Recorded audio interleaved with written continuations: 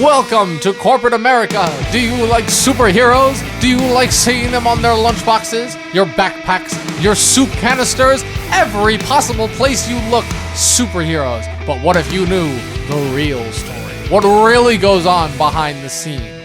And that's what we're here to talk about with this episode of Talkin TV on The Boys. I am, once again, Dominic Rizzi, aka the Movie Nerd, here with my one and only and last co-host, Chris Ivanko. Chris, how you doing? Good. How are you guys? I'm good.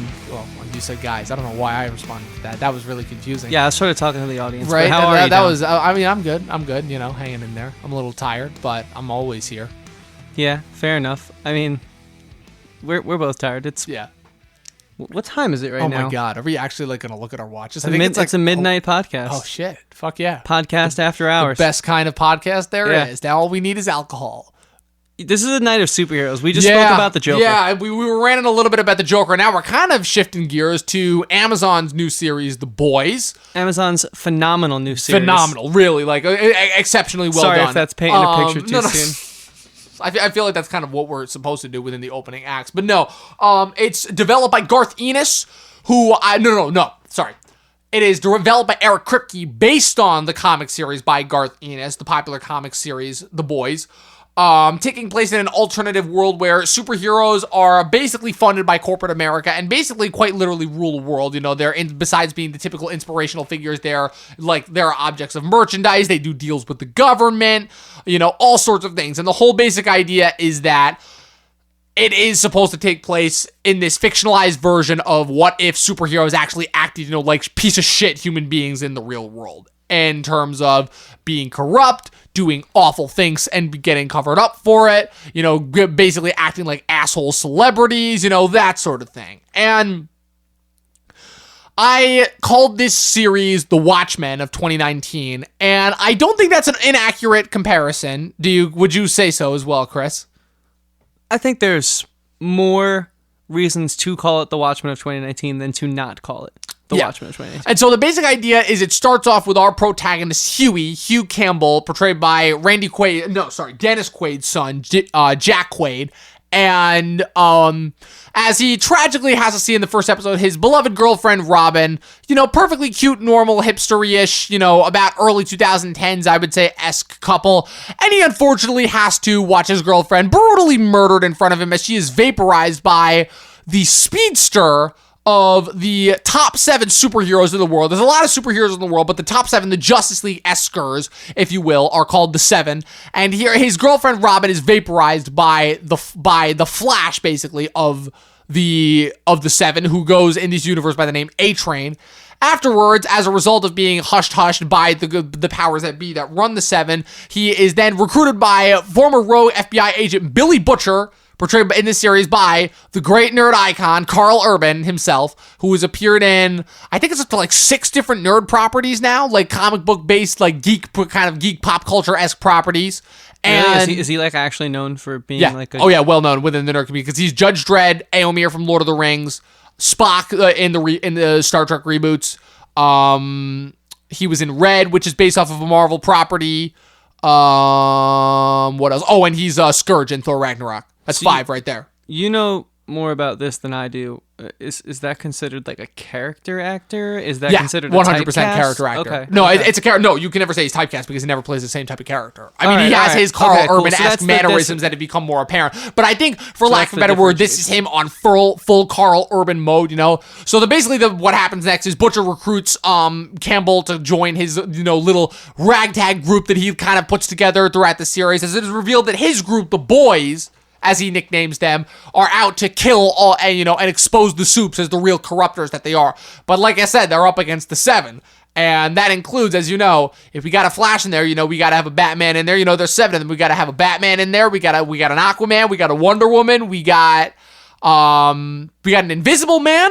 I'm assuming that one's supposed to be Martian Manhunter. You know, and if the newest edition, you know, the light-esque ones, that's supposed to be, you know, our Green Lantern-esque. Then, of course, we have our Superman character, who is, of course, the worst of them all. That'd be Homelander, which, Chris, if we can just take a small detour here. I don't know about you, but Homelander is my favorite character in this entire series. Why is that? Because he's the most interesting character.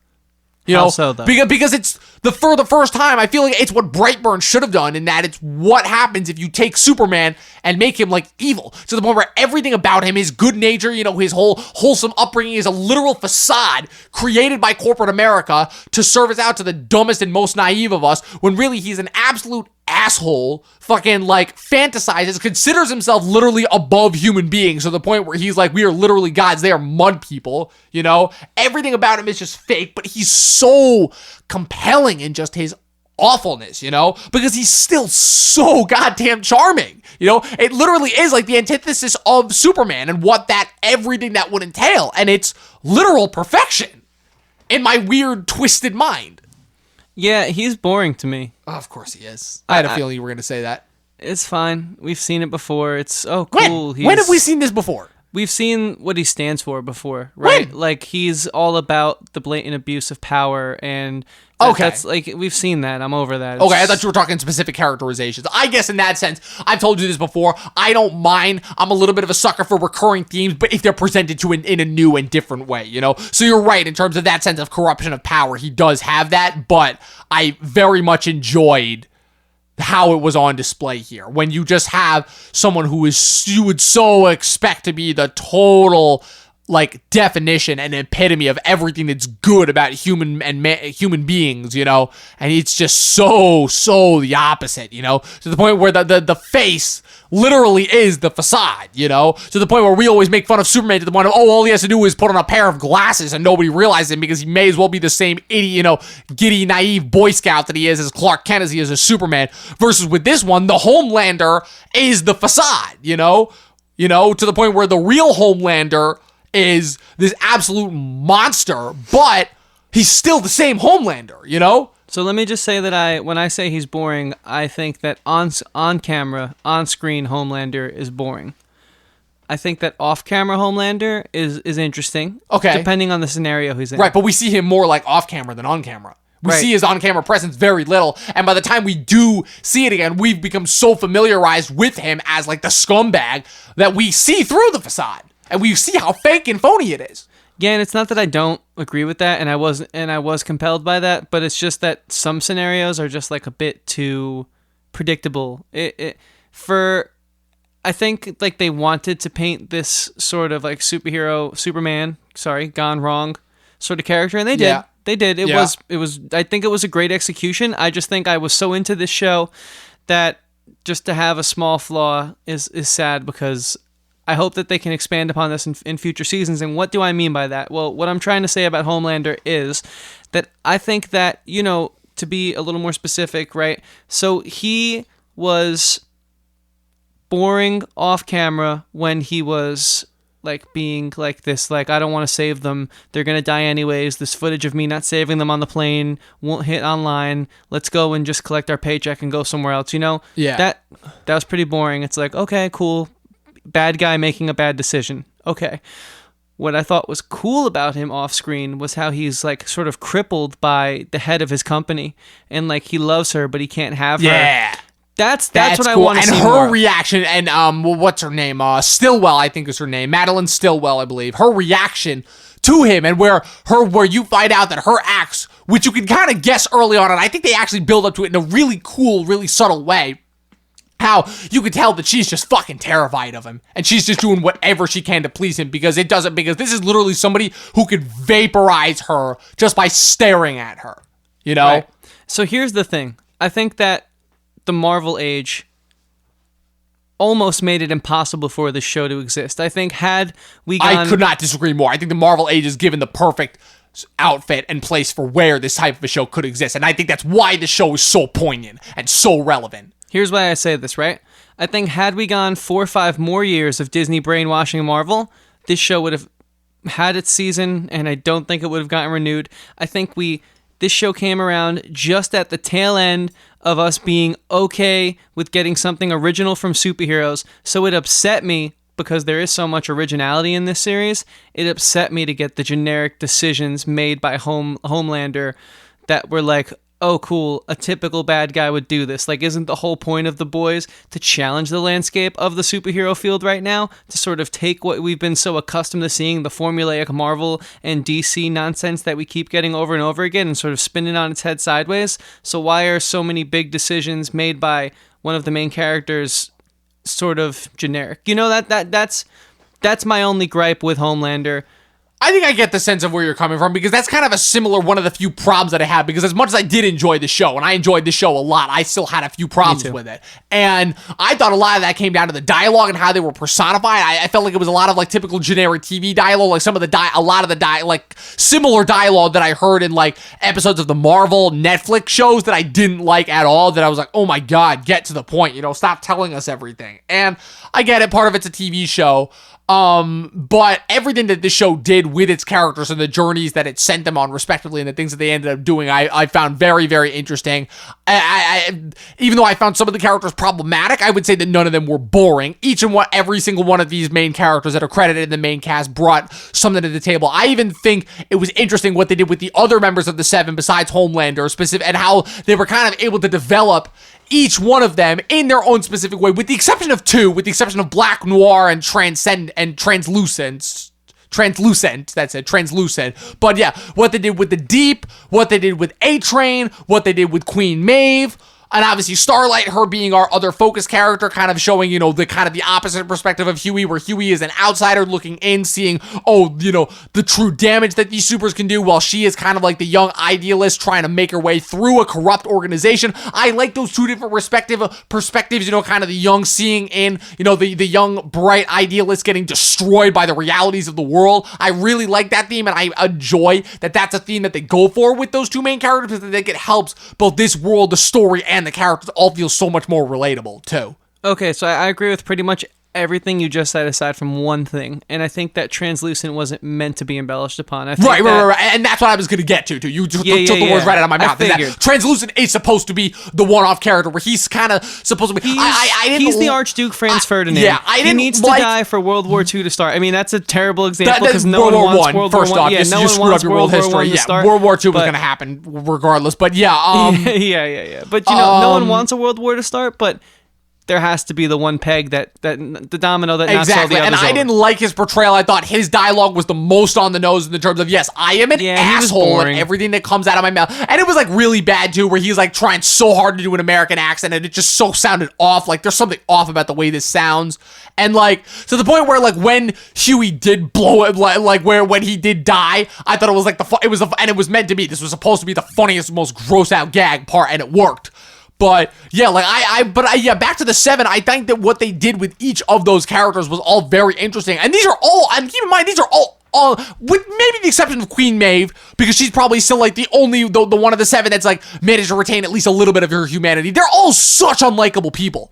Like, forget the superpowers and forget the fact that they're using their powers for the wrong things. They are such unlikable people, A-Train is a cocky asshole. The Deep is a cocky asshole who's got a major insecurity complex. It's crazy to me how, fascinating they even managed to make their unlikable characters.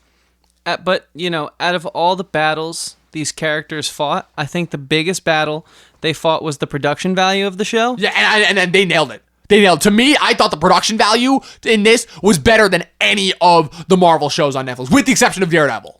I think the production value, because think about it, they managed to make typically what you would think of theatrical, gigantic budget CG effects look decent on the small screen. No, this was not a situation like Jessica Jones or Luke Cage, where they're just lifting up a few people and throwing them across the room, and it looks so damn realistic. This is a situation of where you literally have a Superman flying around, lifting up airplanes, people running at super speeds, shooting energy bolts, and obviously you're not going to have an Avengers level, like gigantic, hero on villain army thing. That's never going to happen for obvious reasons, but also because that's not the type of show that this is. But I thought that they did excellent with their both their production design and their, the use of their powers, even with I guess this was a step above the Flash's budget. Pretty sure it was shot in around the same place in Toronto, because you can always tell, because all those shows that are shot in Toronto all have the same aesthetic to them. Right, and so that's what I meant, right? Like when they had to fight, the production value was they had to step it up because this wasn't your typical low budget superhero television show.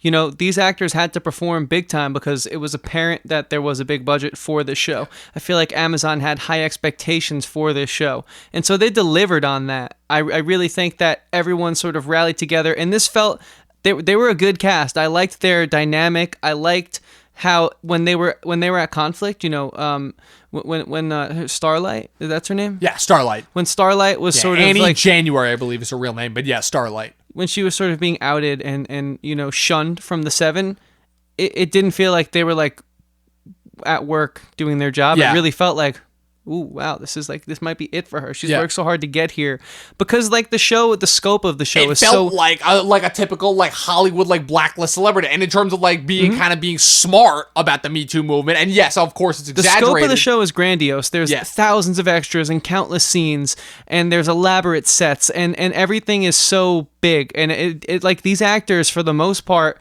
aren't like your A-listers, you know. So I feel like they had big shoes to fill, and I think everyone stepped up. And I think that's one of the things that makes the show so special. I know we don't normally talk about it because we don't normally do shows this small budget that sort of like imposter affect you that they're more than they are. But you know what I'm trying to say? Yeah. Like, no, I get what I feel you're like you trying to have say. to talk about this when you talk about this show. Absolutely, 100%, because it goes into a lot of it, where a lot of things, again, we based a lot of things on look, and where, especially when we talk about TV, is obviously TV, especially things that tried to go a little bit above the usual sitcom level, you know, like with, you know, the superheroes and the sci-fi and the fantasy and all the different shows we've had of how, you know, TV operates, and maybe on the quarter of a budget of you know, superheroes, which is why when we talk about something like Game of Thrones, which has gotten to the point where it can churn out the equivalent of, say, like a 90s fantasy movie on a television budget, is insane. And now that's translated to even smaller level shows, where obviously something like The Boys does not have the budget that Game of Thrones last season did, but it can still pull off pretty convincing and effective superhero effects, but obviously not to the level of where they can solely rely on the spectacle, and they make up for that with good writing and good, interesting characters. Yeah, so let's like dive in now and sort of unpack what we're like sort of like flirting around, right? You obviously like the show. I very much like the show, yeah. A lot? Few problems, problematic at points, but yes, I did like it. Okay, so since we liked it a lot, I feel like there might not be that many problematic points. So let's dive into that. Like, what about it could have been better? Because I think like we're both pretty on board with this show. As much as I liked the cast, and I liked a lot of the cast, especially, like I said, specifically Anthony Starr's performance as Homelander, I think is Emmy worthy. I really do think so. Interesting. I feel like Huey deserves it more. A few casting choices that I was not a fan of, namely I liked Huey in the beginning, but after a while there was something that felt off. I'm like, a few of these character decisions, you know, and maybe again it's just because I'm picturing just like a character like him in just a totally different atmosphere, and like there are a few points where I feel like, okay, he's taking this a little bit too casually, and I don't necessarily know if that's the casting or the writing, where again he's just chilling with Starlight, but he's having these hallucinations. Again, I hate it when this happens because it's such an easy cliche and trope where he's seeing the flashbacks of his dead girlfriend, and I'm like, why do we need this? You know, just make him like, I feel like it'd be way more realistic if he was actually suffering from PTSD. It's typical heartstring pandering. It's very typical heartstring. It doesn't feel very realistic. And Butcher, there's a few points to me where, again, it doesn't feel like his performance, it's a good performance, but I don't feel like his performance is really selling what it is that his character is going through. And he's very charming, and he's got a lot of good one-liners. But again, it's like, this is a guy who literally wants to murder superheroes because of what happened to him personally. And why do I feel like this response is not as genuine as it should be, you know? And like some of the supporting characters too, like I feel like Frenchie, very easy supporting character where it's like, oh, here's this insane crazy guy who's got the heart of gold, you know? And it's the silent killer badass, and Laz Alonso is Mother's Milk, which no explanation for that goddamn name. Like, none at all. I'm still very confused. Read the comic, it's in there. Oh. But so speaking of the comic, I think like they deviated a lot from Huey, whereas they really didn't. Yes, they did. They certainly toned down Butcher, but it's still Butcher. Yeah. It's still Butcher. Oh, Huey, did you read the comic? I'm about halfway through, yeah. Okay. So I'm enough halfway through where I feel confident in saying what I'm about to say, which is, in the comic, Huey quite quickly embraces the badass culture he quickly becomes, the badass team he quickly becomes a part of. Whereas like in the TV show, they made him a little more hesitant and a little more of like a nicer guy. Like Huey's not that nice of a guy in the They're comic. making him the humanistic figure instead of just diving back straight to our into the conversation path of to why darkness. do we have to humanize everything, huh? Right. But I don't think it's as bad as it was in Joker. Oh, no, in not this. at all. And, like, that's fine if it's a different take, especially It's because... really not that bad And at also all. because, keep in mind, this is also only 8 episodes, too. And so, I think that assuming that the show goes on for as long as it does, and hopefully it does, because it just got renewed right? for Yeah, they just got renewed for a second season. If they could go down that road in terms of, like, really diving Huey into the darkness, you know? Because the good guys, like I said, it's so hard to say the heroes, because they're not the heroes in this, but the boys, at the end of this, do not end up in the best of places, you know? They're all on the run. They're all fugitives now because of their actions, and especially with Butcher's personal revelation and what Homelander reveals to him at the end of that season. Because Huey's getting very close to the darkness where I am in the comic. Okay. So I hope he gets there. And I want to just reference that, like, I don't think I think this isn't a problem, what we're saying about Huey and the rest of the cast. I think that with the show this good, you need to analyze it this far under a microscope, but by no means do what I'm saying about Huey and his arc on this first season. It's incredible. Like, this whole show is pretty incredible, but I think we have to, if we're doing our jobs right, sort of talk about, like, what is missing and what we expect going forward, right? If we're analyzing like a series as opposed to like a movie, a standalone title. And obviously, like I said, with the changes in TV and how TV each season has to feel like, you know, for lack of an extended movie more so than a typical season of television, you know? 100%. Yeah. Where each episode feels like a part of the whole rather than feeling like something individualized, you know, because you are, for the most part, just watching it all in one batch. You know, a lot of these, you know, these episodes are dropped kind of, I don't remember. I think Amazon just drops their episodes all in batches so you can binge like it all, you know. It's like a Netflix style approach. Yeah. Now, one thing I do think, if we're sort of still talking about like the scope and the overall vibe of the show, I think that what worked for the show was like time management. And what I mean by that is, I feel like there's not many characters in the core, outside of the supporting cast, like the main characters that I feel like I know everyone. I got to know everyone, you know? Yes, so when something and that's dramatic, one thing that the show did very well. So when something dramatic happened to them, it wasn't like, who is that guy again? Or maybe I care about that. I cared about it. I really did. Yeah. So what are your thoughts on that? Being someone who's like way more versed in this than me and has seen so many more ensemble casts, like, do you feel the same way? I think this is one of the more interesting ensemble casts in that it has you focus on, like, it tells you who your major key players are, but it changes it up just enough to the point where it's not a situation where you can tell that these guys are being saved for later and these kind of, you know, fun and interesting side characters will develop as time goes on, you know, where... You know, when, like, taking The Sopranos, for example, that first season is all about Tony, you know, and like, kind of how everyone ties back to him.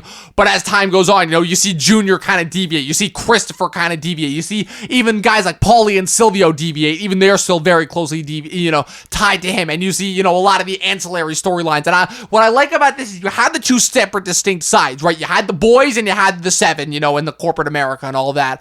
And, but you still had the crossovers, like you still had Huey getting with Starlight, you know, you still had like different explorations of the different characters and their individual issues of what they were going through on both sides. The one thing I will say, and maybe a problem that I have with it, is I think that in trying to develop the seven more, I feel like some of the other guys on the boys took a backseat, you know, like Frenchie's whole thing was really tied up with, you know, he had his little brief spat with Mother's Milk and then he had his thing with the female. You know, and that's about it. That's the extent of Frenchie's arc. And Mother's Milk, his wife got mad at him because he lied to her. You know, that's kind of like, what? You know? To the point where really the only ones left on that entire team that really have things to do are Huey and Butcher, you know? Because they are spending time on the flashier superheroes. So that might be, but the way that I make that come off, that sounds like a nitpick, you know? Well, I mean, that's pretty true to the comic, too, though. Oh, okay. It sort of seems like Butcher forces two of his confidants into going along with that, whatever his ideas, and right. Like, they never really have a good reason to be there. They're just sort of like cool tropes. But to my understanding, it all came from the sense of they were all kind of like outsiders, rejects who had kind of been screwed over by the soups, versus I don't really get that sense of personal rivalry, from Frenchie and double M, for lack of a better word, that I do. The female, obviously, she's got a reason because she's been captured and experimented on. Well, in the comic, they are at odds the entire time. They are? It's pretty annoying. But you don't ever really care about why they're there. It's sort of like, if you always, even in the show. You just kind of feel like they were there the whole time, and like, do you ever feel like it's going to build to like kind of explaining why they're there, No, not yet. I feel like it was created because they came up with this badass character, Butcher, but he was too badass, and so they had to ground him a bit. Okay. So how do you ground him? You give him a team. Okay. It's not just a good cop, bad cop anymore. It's like, we have like these other characters that people expect to see. Well, if that's the case, you make it of sound more interesting if it was a buddy cop. Kind of make the odds seem even more impossible. Yeah, Huey and Butcher I against the world, would right? Wish that, because if that's the original idea, because they're the only two that really we feel a connection with how badly they've been burned by the soups. Because they're the only ones who actually see how they've been burned. Butcher with what happened with his wife, and then Huey with his girlfriend. Right, and so far it has not been explained in the comic or the television show why we care about Frenchie or Mother's Milk as much. Right. As much. Yeah. So, there are some, like we said, this is a great show. We love it, but obviously we're critics. This is what we do. We can't universally love everything. It's not how this game works. There are some things that we do find faults with, but whereas in a movie, you can't sort of reverse these things. I would like to see this changed going forward. Now, speaking of going forward, let's switch to the flip side of this thing. This show blew me away. You suggested it, and I'm so glad that I watched it instantly because I binged this show in a matter of 3 days while working on other projects. I found the time to watch hour-long episodes. I was just instantly consumed by that. So what do you think it is about this show that's different from your Flashes, your Marvel Cinematic Universe, your other like sort of like what's that weird Marvel one everyone loved that was on FX? Legion? Yeah, like what is it about this one that sort of, because I've only heard good things about it. Well, number one, the counter-programming, it's got the kind of rebellious urge in the sense of, this is something that's actually different. You've seen shows that are pitched as being different before, and now get ready to watch something that's actually different, Plus to the fact that there's something inherently interesting about seeing just something completely different and more humanizing and more degrading about, these perceived idols. We kind of always, one of the more interesting things, and one of the things that I enjoy about the Percy Jackson series is that what it does to the Greek gods, kind of these beings that were worshipped over time, is it really humanizes them and shows in a very funny, comedic way how, like, kind of awful they are as human beings, where they kind of literally treat mortals like there's, like, where they only go down to fuck around and, like, make babies, That's kind of their only purpose. And so there's something inherently interesting about that, because the Justice League are based on, the Greek gods, like the Council of Seven, it's just shortened from 12, but yeah, that's kind of the basic idea, where you now have the Seven in this, and they're kind of like the antithesis of that. And of course, like I said, you also have, the rebel cause, where you have your heroes, but they've also got a lot of dirt on their hands too. Again, it's everything that makes Watchmen interesting, carrying all of the cynicism, but I think that it's got a better end game in mind, because I think it's got a better craft and build up to it. I agree. And you know what else I think is crafted differently and more interestingly than other superhero IPs and titles that we've seen? We know about the societal impact of the superheroes from the ground level, right? We know there's usually always that scene where, like, the movie starts off and it's just this mundane guy going through his day job, and then Spider-Man comes swinging by on his web, and then we're just following Spider-Man for the rest of the movie. But we get to see, like, what living in a world with superheroes could be like, and it's very godlike almost. It's very, like, grandiose from the small guy to the ground up. But what is cool about this is we really get to explore what being the superhero like is in an age where social media is a thing, in an age where they still have feelings and are real people, in an age where there are drugs and they can do drugs. Look at A-Train's story arc. I never thought I'd see that in a superhero IP. With drug problemes. Yeah, a superhero with an insecurity complex. Yeah. That's awesome. That is awesome that we live in a world where that is a thing. Exactly. Because it didn't humanize them enough because also to me, that accomplishes Stan Lee's own journey more than what Stan Lee was doing with Marvel, where Stan Lee's whole thing was he made superheroes with actual real world problems. Well, this to me is that theme, that message portrayed in 2019, in modern day 2019, where these are what superhero problems in 2019 would be, you know? Where it's just that's such that immense societal pressure to be perfect, which is literally impossible, that it drives you to have these things. Drug problems, insecurity complexes, you know, like whatever the fuck Homelander's got going. Homelander's like a mommy complex combined with like a superiority complex, you know? Like Queen Maeve, whatever she's going on, you know, that whole thing, you know? Right, and I don't think it took away from the characters. It didn't No, make not them, at all. It enhanced them. It didn't make It them made feel them more interesting. Whereas maybe in the Joker, it made him feel a little less believable. It made him feel. It didn't make them feel, because that one feels like it's going out of your way to slap you in the face of being like, get it, this could happen today. Versus because with The Boys, it's more so perceived because we know what we're watching as fantasy, but because there's that allegory there, and the best allegory always comes from good fantasy. You know, I think that's what makes the message hit so much better. And that, I think, is one of my biggest gripes with Marvel and DC is the corporatization. Is that a word? Yeah, I think so. I think so. Corporatization. The corporatization of those it's IPs. 2019. Who cares about the English language? This is true. And those characters, because, you know, this being an indie comic was written very freely. If you read it, you can tell that, for lack of a better word, it's 12:30 and I'm tired. There was no fucks given by this creator. It really felt like this is what the creator wanted to say, and this is the angle he wanted to explore. And I really hope we see more of this counter-programming, because it takes something that the society is obsessed with right now. Superheroes are bigger than Star Wars right now. Who would have thought that would happen? To the point where Star Wars, superheroes are so successful that Star Wars are trying to copy its model. Right. Yeah. Last Jedi Endgame. Yeah. It's crazy. It's absolutely absurd. Who would have thought this would happen? But it's cool that there is an acceptance in that space for something that says, hey, you know, it's okay to like those things because I liked those things. Obviously, that's why I made a superhero title myself. But like, can we try something new? Are you guys okay with what I'm trying to do?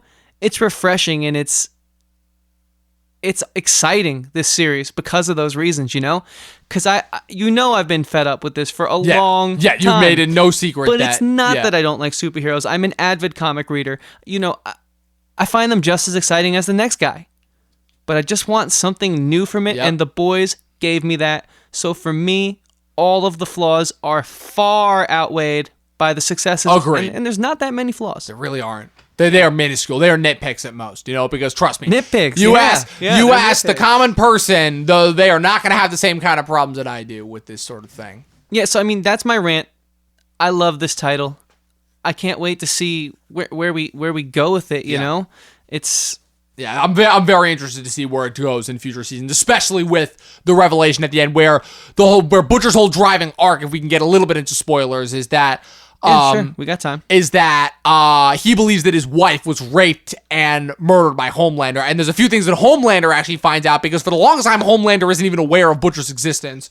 And one of the things that I'm very surprised by is once Homelander does find out who he's up against, and once he figures out who the person is that Butcher is pissed at him for, and then when he reveals what he finds out, he does a little digging on his own. Like how it's kind of so interesting to see two sides of the same coin that have both been used by the same organization. It's fascinating. Yeah. So one thing that this show, I think, does so well is that it doesn't feel like it's afraid to say anything. Like, it's like we were speaking about in our Joker review, that it sort of felt like he was flirting with certain political topics. At least I said this, but he was afraid to put his finger and take a stance on something. Whereas to me, this show sort of draws a lot of hard lines in the sand about things that happen in our culture today, but it paints them in such a way that you're not going to make that direct correlation to the political, relevancy in real life. But like, this show is very clearly saying, fuck lobbyists.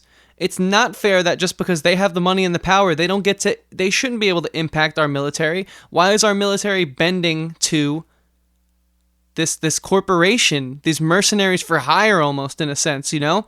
And that is a pretty bold stance if you think about it. That is a very polarizing stance that will divide you down the line. But this show nuances it in such a way that you don't even realize it's happening until you sit on a podcast and really have to analyze it for an hour. You know what I'm saying, though? Yeah, I get it. Because you you don't think about that until you really have to think about it. But it's there the entire time.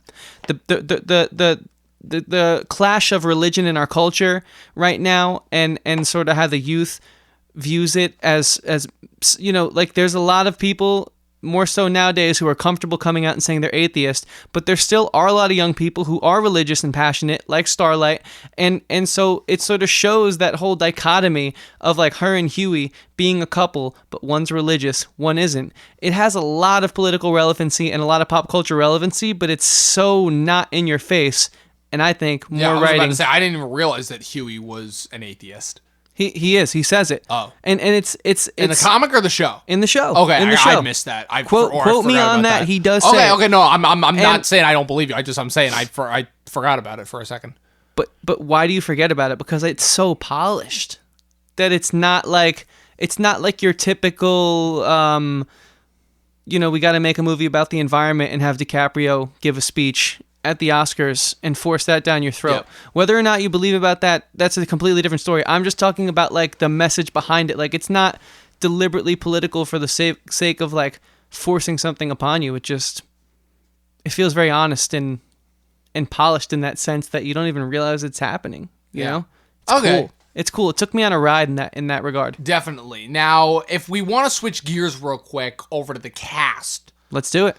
So we talked about Carl Urban, we talked about Jack Quaid, we talked about Anthony Starr. I'll tell you another one who I was impressed with, Jesse T. Usher, who as A-Train, who is a guy who I have not been very impressed with from his last couple of performances I've seen. I believe his track record.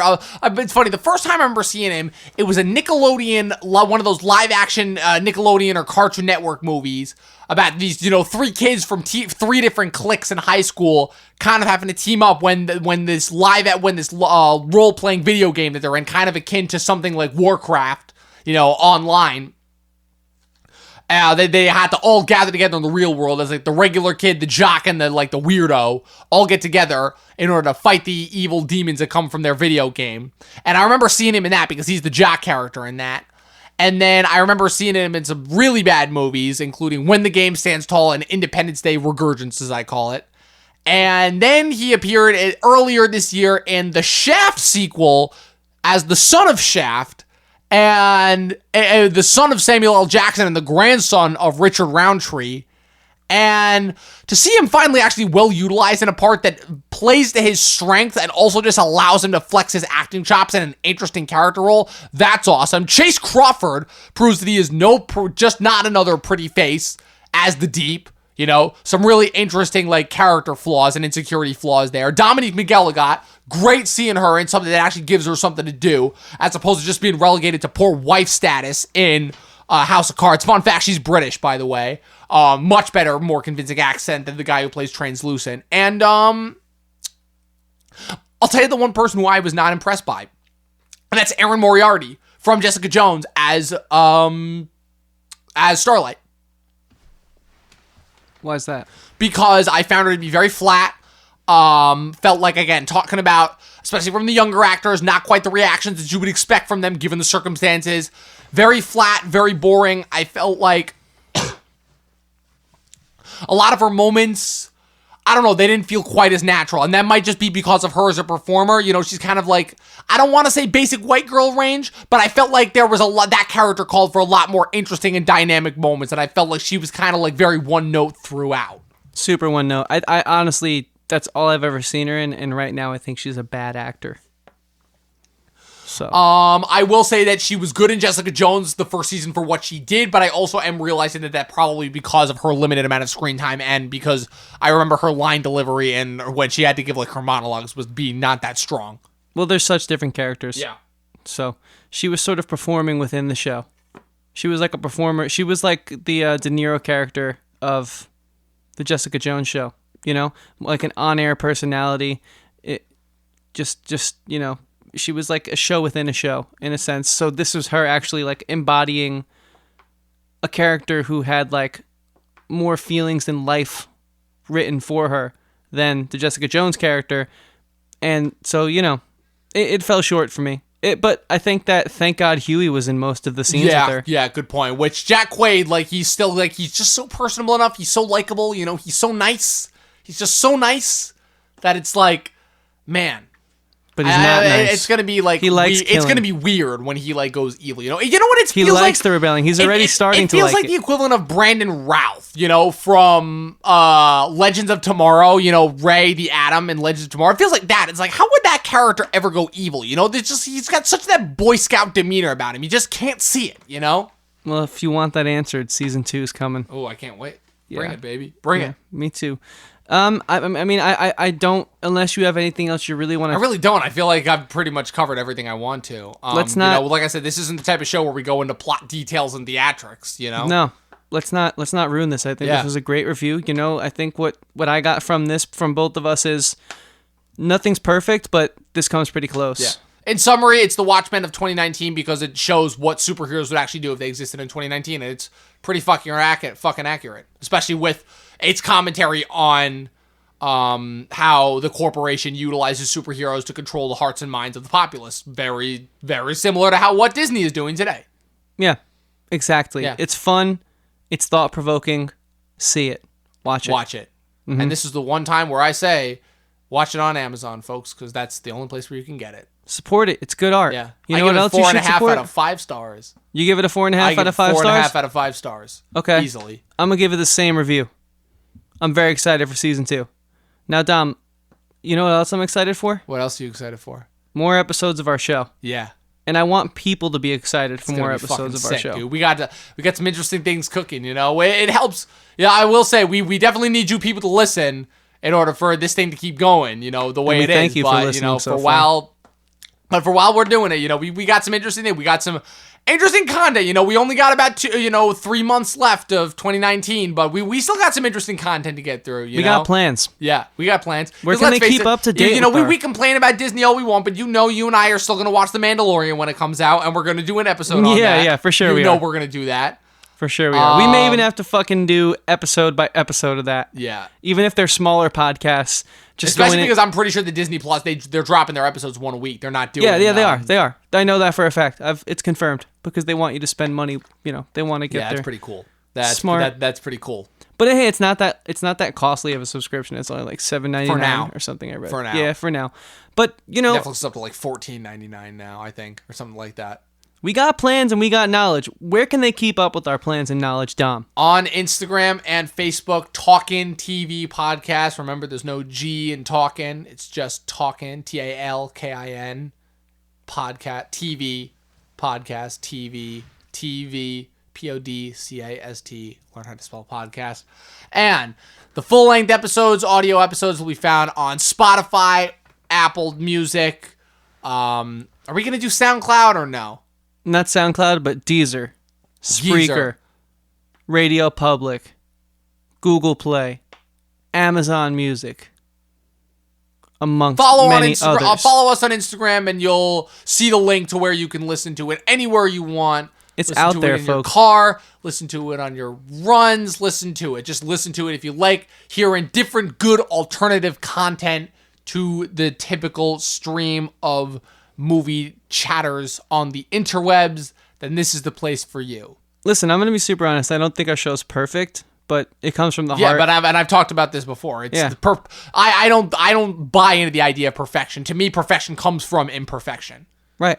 And this is what I would have said on or off the air. So, if you want real, honest, candid content, you're in the right place. Exactly. You want to leave them with something, Dom? Watch movies. Watch fucking movies. Please.